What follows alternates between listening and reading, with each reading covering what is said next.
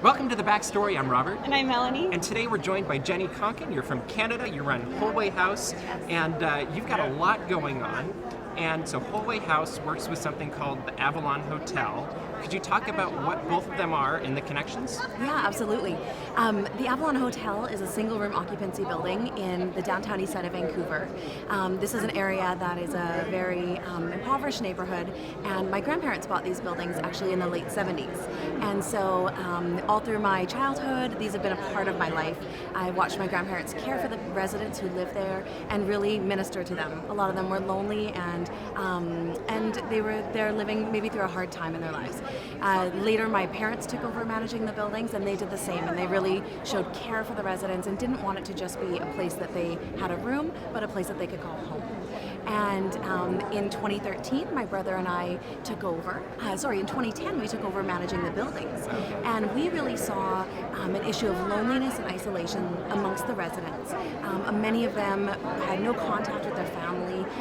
They may have been going through a really rough time, struggling with mental illness or addiction, or both. And so we saw that this was an issue in the building that we wanted to help find a solution for. So we started Holway House in 2013.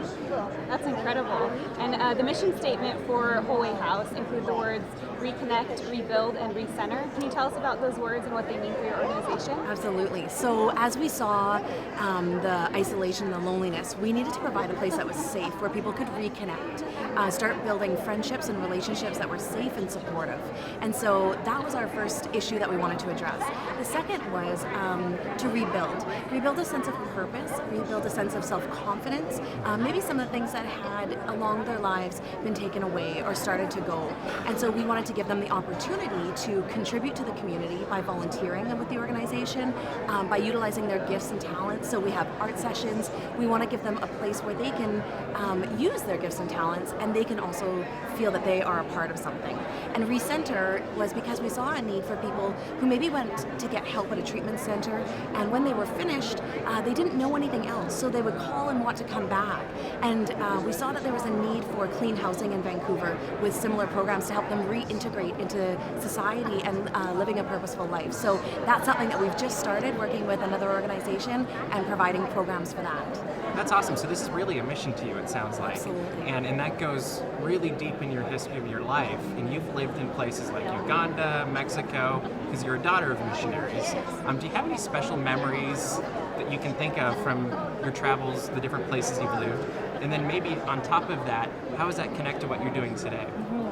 My parents were missionaries when I was really young, and they really instilled that into us, to go out and spread the gospel and to really care for people and love people. And in 2005, I was able to travel to Uganda, and I worked in an orphanage there. And there was a little boy who really I connected with there. His name was Robin. He was the youngest child. He wasn't in school yet. He was a toddler, couldn't speak, and he was often just by himself. He would wander around the compound alone, and the other kids would be playing. He was too young to join them. And I just found that he was usually the dirtiest and the one that was less kept. And so I started kind of taking care of him, and I'd be scrubbing him and brushing his teeth and just giving some extra effort to him. So I didn't think this child liked me at all because I was making him do all these things that he didn't want to do. But when the day came for me to go home, I got into the car, and one of the house mothers was holding him, and he actually leapt out of her arms through the window into the car and just grabbed onto me. And I realized he just needed someone to care about him and to show him that he mattered in a place that he didn't feel that he fit in. And so I feel like that really resonates with Holway House. We want to show love and care to people, to let them know that they do matter, and maybe in a place where they don't feel that they fit in our city. So. Wow. Well, it sounds like we have a good idea of kind of how Holway House started or why you kind of started it. But let's talk a little bit about what it's doing. And on your website, you have a couple of videos of someone you call a Holway House alumni. His name is Chris. Can you tell us a little bit about Chris and why you think his story resonates with so many people? Yeah, Chris is an amazing man. He moved into our building about 4 or 5 years ago, and when he first moved in, he shared with me, I didn't want to talk to anybody. I needed to close my door and isolate. I'd been too hurt by things in my past, and I couldn't allow anybody else in. Chris shared that I would constantly be inviting him to family dinners. We host a games night every week, and he kind of was poking fun at me. He's like, "You wouldn't leave me alone." And I said, "Well, I think that's the Italian in me, worrying that you're not eating enough, pasta. You got to get down to a family dinner." And he said, finally, after a year, I came just to kind of get you off my back.